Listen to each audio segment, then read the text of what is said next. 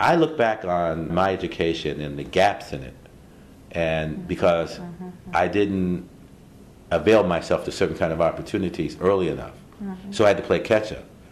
We could do all this on the front end for students now, and a very important intellectual resource in doing that is our libraries, and I don't think we utilize them fully at this point. We have to make sure that our libraries are contemporary and that they're utilizing the most recent technology. And I'm not saying we should throw back to the past where the library was where it used to be, but I think the library is a repository of knowledge and a source for the dissemination of knowledge, and the collection of it remains as important today as it did 100 years ago. And the congressman has been such a strong advocate and supporter of Howard University, but of important causes in higher education and in the nation for a long, long time. 10 years ago, the Louis Stokes Health Sciences Library of Howard University opened its doors. It was a great moment in July 2001 and an occasion of even greater significance today in 2011. What makes the 10th anniversary of this library such a special celebration? The answer lies in the history and the people who have been a part of Howard University for almost a century and a half. Secrets and remarkable surprises revealed at just the right time mark historical milestones in the story. The story begins with the university's founding in 1867.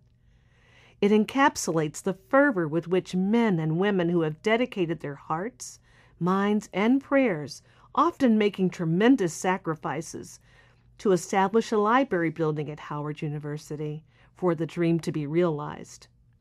Thousands of persons have played a part in this story. Some of the individuals are famous and include presidents of our country and our university, members of Congress, and great philanthropists. Others are unsung heroes, students and their parents over the ages, librarians and archivists, their staffs and technicians, senior university officers, board of trustee members, professors, and architects, builders, and other talented artisans. Great or small, the 10th anniversary celebration of the Louis Stokes Health Sciences Library is a tribute to them all. I was there to make the presentation, and the idea was that he was not to be aware of it. I'd like to take this opportunity to share with Congressman Stokes the following. And there was a rendering of the library with his name on it, and so it was a lot of fun. It was very exciting. The secret was that it was going to be named after Congressman Stokes. The president and I talked about it with the executive committee of the board, but it was not revealed at all until August at the Union Club in Cleveland.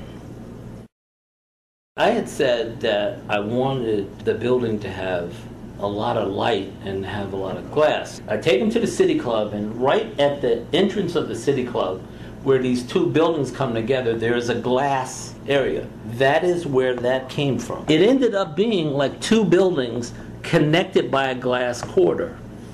We ended up with a whole series of designs for the cupola until that one came about. And with that came the glass roof entrance that allows you to look through the lobby and see the cupola both on the outside and on the inside of the building. That cupola is pretty unique. If you look at the sheer size of it, it's actually, there's a reading room up inside it. So it's more like a domed structure than it is a small cupola. That's number one. Number two, it's mostly glass at the top. There's not a lot of, there's a zinc dome to the top of it to keep the water out. But right beneath it, there's just a series of steel pipe columns and mostly glass to get the natural light in. That was one. Also at nighttime, we wanted this thing to really illuminate and shine because, again, that part of campus, that southern edge of campus, in the evening, there was really no building all the buildings have small little windows. There was no building that kind of illuminated itself. And in the course of design, when this idea of the cupola came up, and I forget if it came from us or if it came from the design committee in talking it through, it seemed like what a wonderful idea if we could have the inside of this thing illuminate so that it would be really the beacon, sort of illuminated torch at the end of 5th Street, kind of announcing the gateway to the rest of the campus. The idea actually started probably at least 10, 12 years prior to the commitment. And it started with the accreditation committee for the College of Medicine, the liaison committee on college education, LCME. And the committee actually felt in its assessment and accreditation site visits that the library that we were occupying was really inadequate for the health sciences and especially for the College of Medicine. The LCME would like to see us build a health sciences library. The university really did something rather unique. It went back to the master plan for the university itself and really looked at this structure as connecting the two campuses, so to speak. The original library, which was located between the medical school and the dental school, it had a seating capacity of about 162. It was very, very tight, very, very cramped, and particularly during study time with so many medical students, dental students, pharmacy students, graduate students, all vying for space. We were literally sitting either on top of each other or on the floor. So we needed a new library space, and that became very important. For expansion of more knowledge, particularly within the College of Medicine and all the health enterprises that were here, the space was important. And so the library was decided that we needed it and that it could be constructed, and the money was now available. I do recall that when they were conceptualizing the library, there was a community component. This was supposed to be open to the community for health education, for example, where they could come into the library and actually receive information on various diseases and how to prevent illnesses and nutrition and access to care. But there was certainly, in the concept of the library, there was a community outreach component. The committee was charged with the goal of planning for a state-of-the-art health sciences library learning resource center. I hope this library will be remembered for the outstanding facility that we have in such a time as this. And in my capacity as executive director of the library, and by working in a building on a daily basis, I have an opportunity to see the value that the portrait brings to individuals that come and go.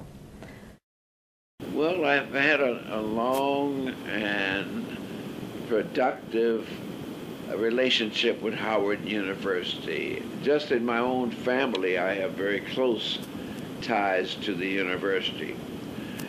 But early on, when I became a member of the Appropriations Committee and was given the opportunity to serve on the Labor, Health, Human Services, and Education Subcommittee on Appropriations, I realized that Howard University received its funding from the United States Congress, and that as a historic university whom the Congress had set aside after the Civil War, special legislation creating it and special legislation funding it.